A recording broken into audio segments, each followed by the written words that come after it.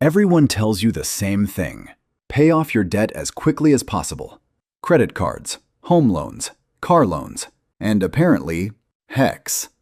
But here's the thing. I'm actually choosing not to pay off my HECS early. And before you call me financially irresponsible, hear me out. Because after running the numbers, I genuinely think paying extra towards my HECS is one of the worst uses of my money.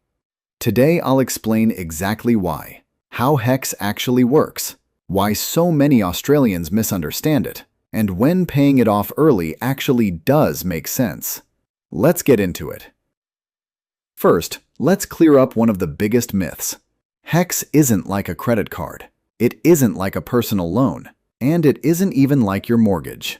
Unlike almost every other debt you'll ever have, HECS doesn't charge interest. Instead, it's indexed once a year. That means your balance only increases roughly in line with inflation.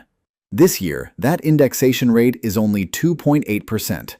Think about that. Most home loans are around 5 to 6%. Credit cards can charge over 20%. Car loans are often 7 to 10%. Meanwhile, my HECS debt is growing at just 2.8%. That's incredibly cheap debt.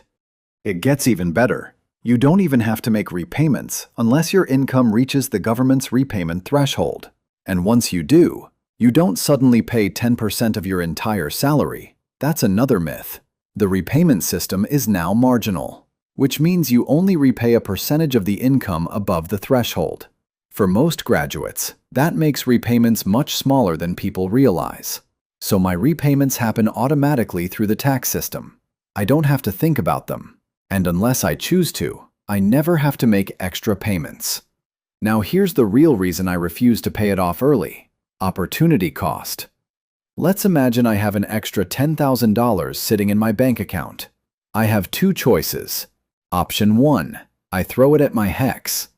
Option 2, I invest it.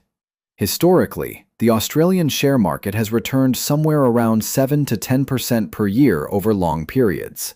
Obviously, nothing is guaranteed. Some years you'll lose money. Some years you'll make much more. But over decades, that's roughly the average. So why would I pay off debt costing me 2.8% when that same money could potentially earn much more?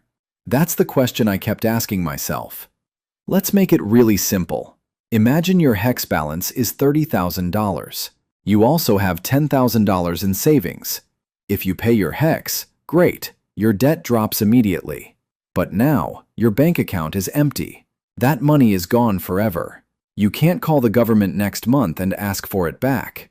But if you invested that money instead, or even kept it as an emergency fund, you still have access to it. That's flexibility. And flexibility has value. This is especially important if you're trying to save for a house, or build an emergency fund, or invest for retirement, or simply avoid taking on expensive debt later. Imagine paying $20,000 off your HECS today. Then 6 months later, your car breaks down. Now you need a personal loan charging 9% interest. You just replaced cheap debt with expensive debt. Financially, that makes very little sense. There's another reason people misunderstand HECS: emotion.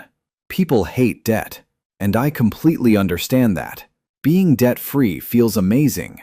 If paying off your HECS helps you sleep better at night, that's a perfectly valid reason to do it. Personal finance isn't only about maths, it's also about behavior. But for me, the numbers matter more. I'd rather keep investing while letting the compulsory repayments slowly reduce my HECS over time. Now, there are situations where paying off your HECS early absolutely makes sense. For example, if you're about to fully repay it anyway, or if you're close to the annual indexation date, or if you simply hate having debt. There's nothing wrong with that. Everyone's financial situation is different. I'm not saying nobody should pay off their HECS. I'm saying, for my situation, it's not the smartest financial move. So here's my plan. I'll keep making the compulsory repayments. I'll keep investing my extra money. I'll continue building wealth. And eventually, my HECS will disappear on its own. Meanwhile, my investments have hopefully been growing for years.